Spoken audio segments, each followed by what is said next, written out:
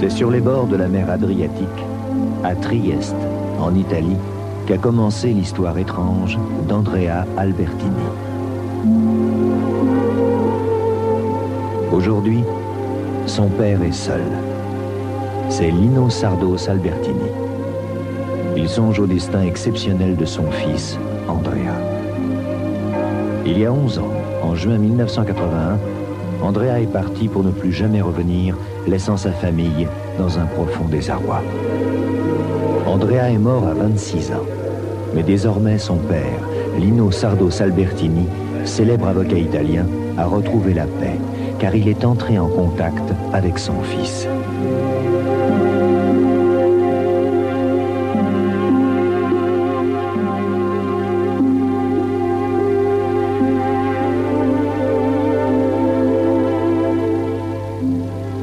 Tout a commencé le 9 juin 1981. Andrea a décidé de prendre quelques jours de repos avant le début de ses examens de droit.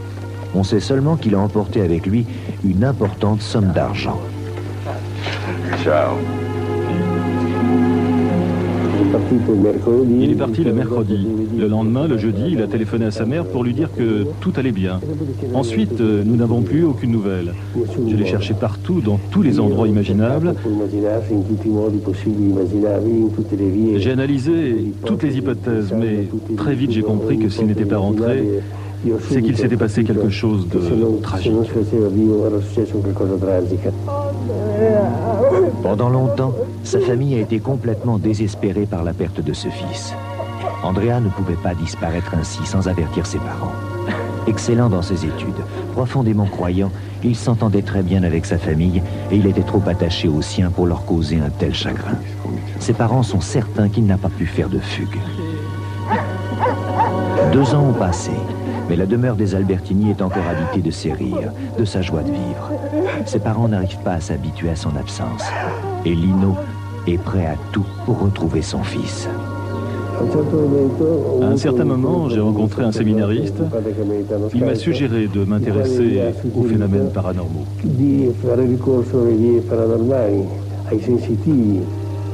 À partir de ce moment-là, Lino va s'intéresser aux phénomènes paranormaux en lisant de nombreux ouvrages et en rencontrant des spécialistes, mais toujours en vain. Je ne cherchais pas du vent, je voulais du concret. Je voulais savoir où était mon fils, vivant ou mort. Certains m'assuraient qu'il était vivant, d'autres qu'il était mort. Alors que Lino abandonnait tout espoir de retrouver son fils, une cliente lui parle d'une femme aux dons exceptionnels. Elle s'appelle Anita et elle seule serait susceptible de pouvoir l'aider. Lino veut bien essayer. Il n'a rien à perdre. Mais il n'arrive pas à comprendre comment on pourrait entrer en contact avec Andrea s'il est mort.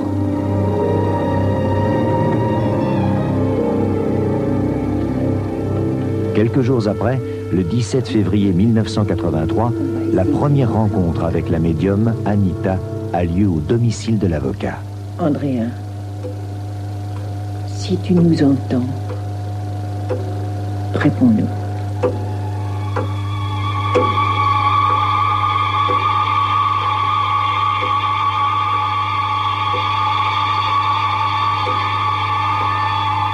Lino est stupéfait.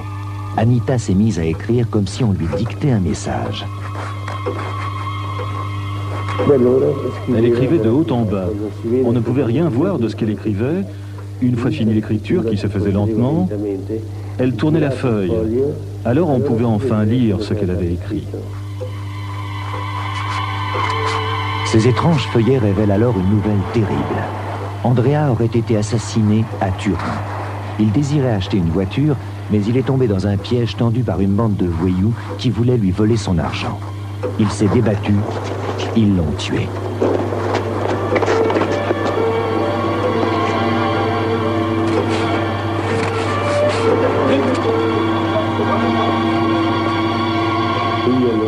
Je ne m'attendais pas du tout à cela. Moi, je voulais juste retrouver le corps de mon fils, c'est tout. Après cette première rencontre avec Anita, je me suis rendu compte que j'avais été en contact avec l'au-delà. Mais Lino sait que beaucoup de personnes vont lui dire qu'en aucun cas ces messages ne peuvent arriver de l'au-delà. Ils ne sont dus qu'à l'imagination d'Anita.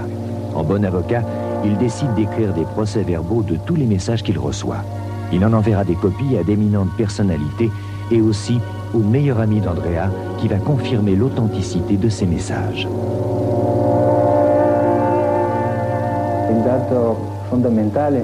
Je suis certain que c'est Andrea qui nous envoie ces messages, car il coïncide parfaitement à la personnalité que j'ai connue. Que ce soit dans son mode de raisonnement ou dans sa manière de s'exprimer. Mais au bout d'un moment, Lino commence à douter. Il se demande si ce n'est pas son désir de revoir Andrea qui influence la médium. Ce monsieur est dans une situation psychologique particulière, connue, qui est celle du deuil impossible. Deuil impossible parce que la concrétisation de la mort de l'être cher n'a pas pu se faire. Et à ce moment-là, toutes les interprétations sont possibles quant à ce qu'il est devenu. Il n'est pas revenu, donc il n'est pas mort, il est quelque part. Ça peut être sur la terre, ça peut être ailleurs. C'est une manière de vivre ce deuil impossible. Ces messages ne viendraient donc pas de l'au-delà et ne seraient qu'une façon pour Lino d'accepter la mort de son fils. Malgré ses doutes, Lino continue les séances avec Anita et un jour, ils reçoivent un message surprenant.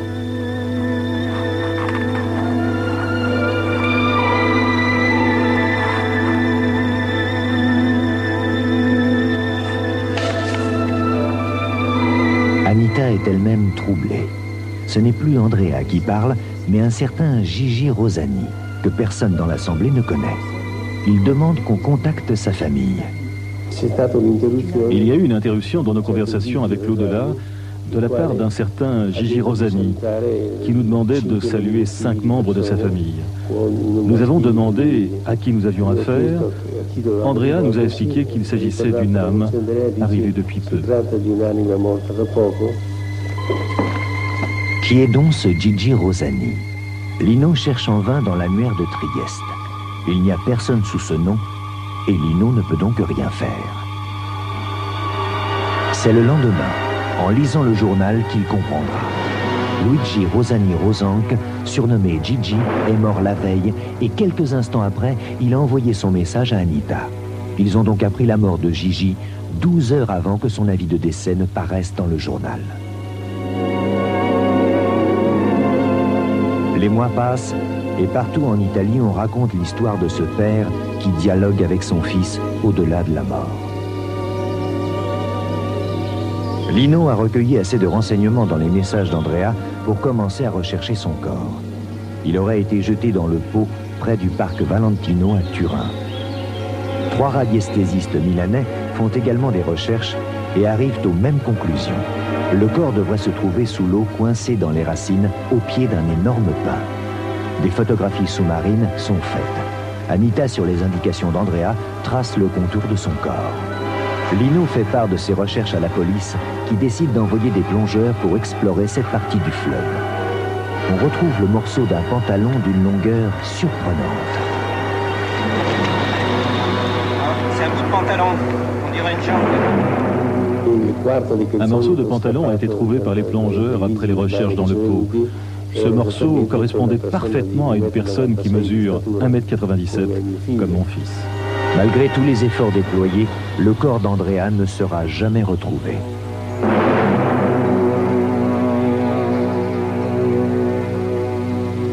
Après des mois de recherche, Maître Albertini se décourage. Il voit de moins en moins la médium Anita.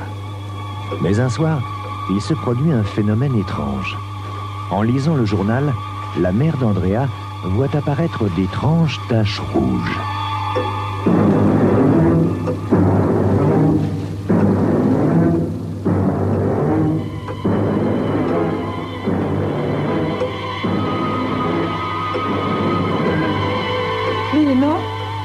Affolée, elle appelle son mari.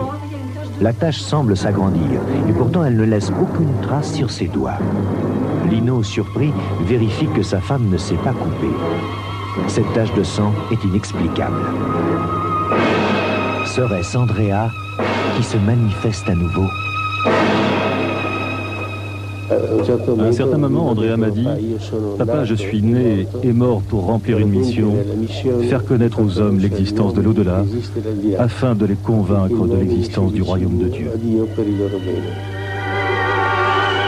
Lino est maintenant persuadé que les messages viennent bien de son fils. Un jour, un de ces messages lui demande de s'adresser à une certaine Paola Giovetti, qui l'aidera dans sa mission. Alors il a dit qui est cette Paola, parce que je ne connais pas. Alors il a dit Paola Giovetti. Il ne me connaissait pas du tout, même avec l'autre nom. Et il a dit ouvre la télévision, tu la verras là. Che sanno accusare, che hanno il coraggio di deporre la...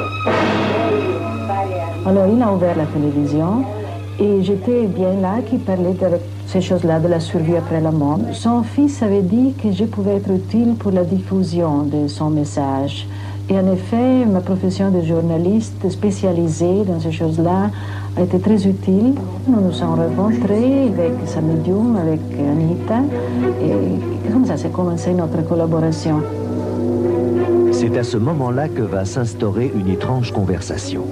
La journaliste Paola Giovetti, par l'intermédiaire d'Anita, va procéder à une véritable interview d'Andrea.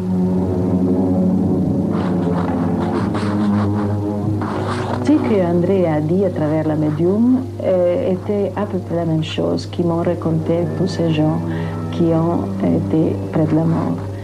C'est une dimension faite d'amour, de lumière, et presque tout voit un tunnel qu'il faut traverser pour rejoindre cette lumière qui est à la fin du tunnel.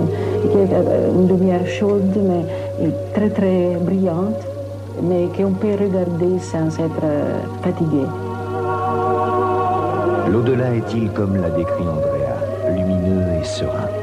Son père en est persuadé, car il croit au message de son fils. Il sait que tout enfant déjà, Andrea avait bénéficié de la grâce de Dieu. Atteint d'une surdité incurable, à l'âge de 6 ans, il avait guéri miraculeusement après un pèlerinage à Lourdes. Désormais, ses parents sont certains que leur fils, Andrea, a été choisi par le Seigneur.